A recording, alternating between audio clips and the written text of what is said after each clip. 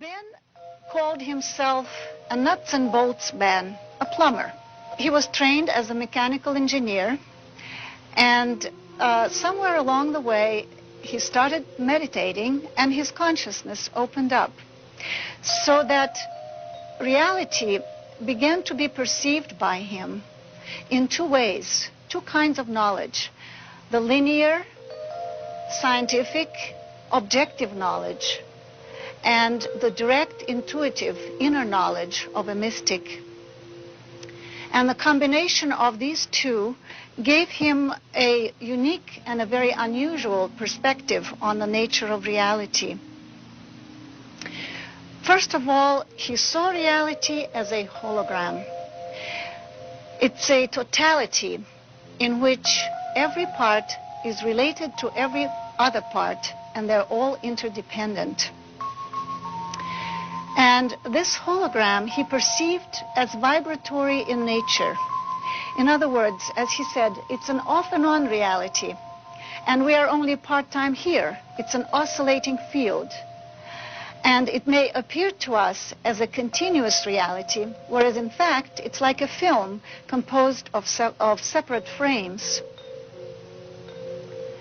He looked at reality as a whole as consciousness itself.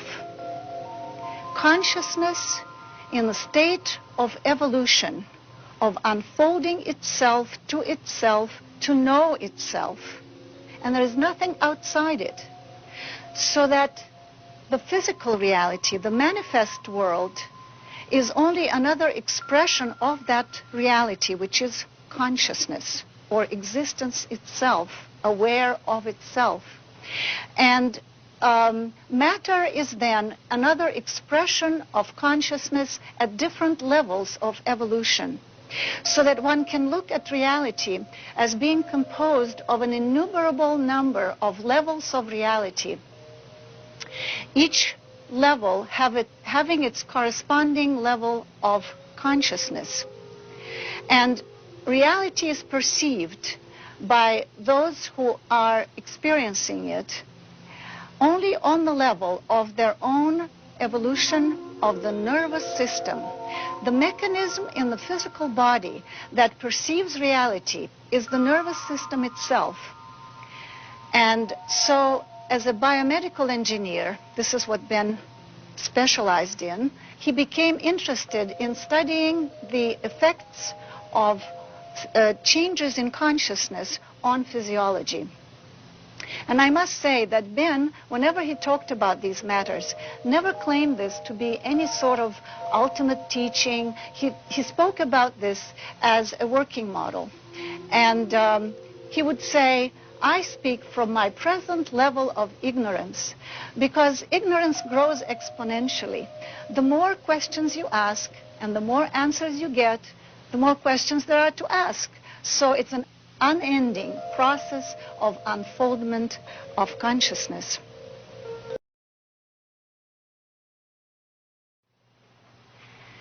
In particle physics, there is a principle of uncertainty which was formulated by Heisenberg, and it says, when the momentum or the speed of a particle is known, its position becomes unknowable. The more we know about one, the less we know about the other. Applied to the pendulum, what does it give us? When the pendulum stops before it reverses direction, we do know its speed because it's 0. And then it stops again and we know its speed again. So that means that at those points, its location becomes unknowable. And as Ben said, it can be found anywhere in the universe. That is, it becomes the universe. It fills all creation. It is everywhere.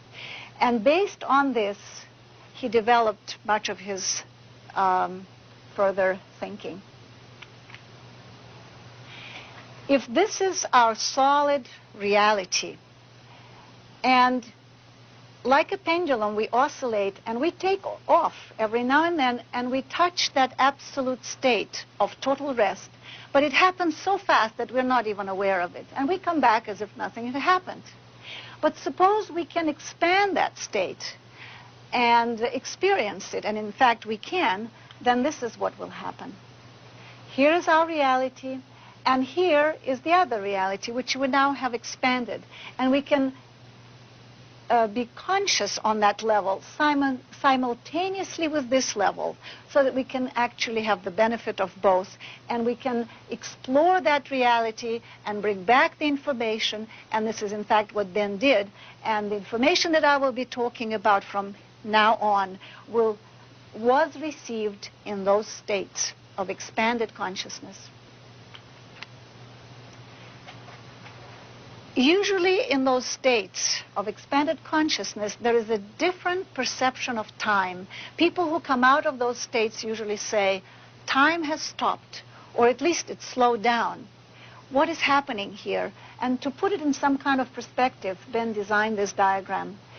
This is our time-space, and this is the now moment where they cross, which is going from the past into the future, the eternal now moment.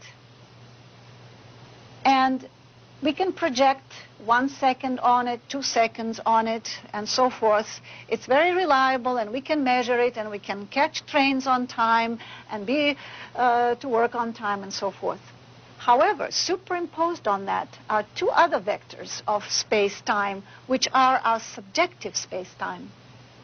And usually they overlap, and we don't even know the difference.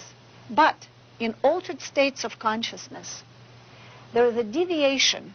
And by altered states, we can mean sleep or meditation or those deep altered states. And the angle of deviation actually determines the depth of that state. And look what happens. If we project 1 second, we see that now in this position of the subjective time, we have 2 seconds for 1 objective second, which means that our time has already doubled. Now visualize a situation where the subjective time tilts more and more and more, where it practically becomes parallel with objective space. And this is what it would look like. Our subjective time is now overlapping objective space. What kind of situation would that be? Well, it would take no time to go anywhere, because you are everywhere at once, because your subjective time has overlapped objective space and it's become infinite. This would be the state of samadhi, the ultimate expansion of consciousness, in which your consciousness fills the entire universe.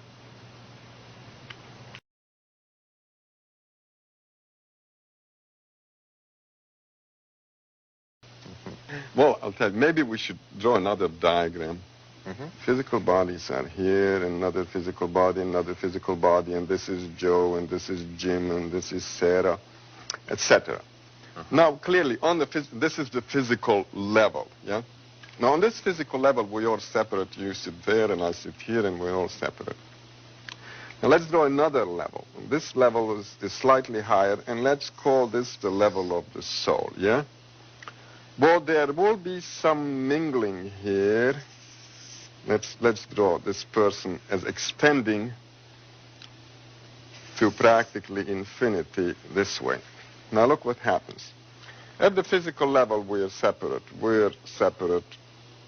and there's this much distance between us.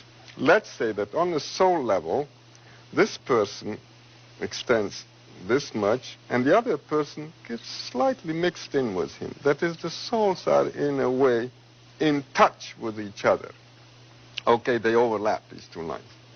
Now let's go now to a higher level, and let's call this, say, the level of the higher self, which is kind of a boss of that soul.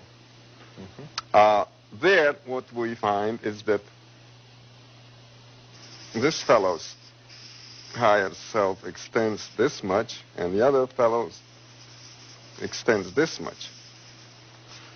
There is more overlap between them. Right. On the very highest level, which is the high spiritual level, we are basically overlapping completely. Everybody is overlapping everybody else. In other words, everything and everyone is everywhere. In other words, we've become omnipresent. This is a state of highly spiritual perfected beings, or gods you may call them. Okay? Okay, and so that we exist on all of those simultaneously. On all of those simultaneously, So then, but we're not aware of that. In your view, then, if when we see each other as separate entities, that's only seen on one plane of reality. Correct. And so whether we like it or not, we're all evolving towards godhood. But, you know, it takes eons, so don't hold your breath. Is that the purpose of evolution? Naturally. Because at that point, you start understanding how the system works. And one of the good things about this system is that the system wants to teach you about itself. What does It's it a want good to teach system. You? Yeah? What does it want to teach you? Well, if you are omnipresent and you're all-knowing, that is the state which the system wants you to be in.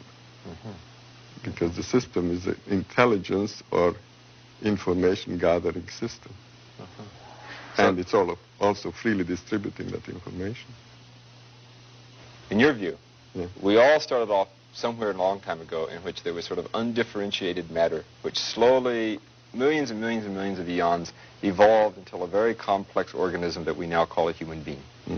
And it has a nervous system which we at this particular point in time understand as being sensitive to certain levels of reality through our eyes, our ears, our nose, other sensory perception. And that's sort of what we call material, ordinary reality that enables us to drive cars and do our work every day. However, there is an evolutionary movement that will continue to push us beyond where we are today. And the thing which is going to be pushed is our soul, and that at some point we will have these experiences of elevated consciousness in which higher realities are not only seen but lived, and ultimately we come into perfection. Whether we like it or not. Yeah? Can we speed that up by doing anything? Yeah.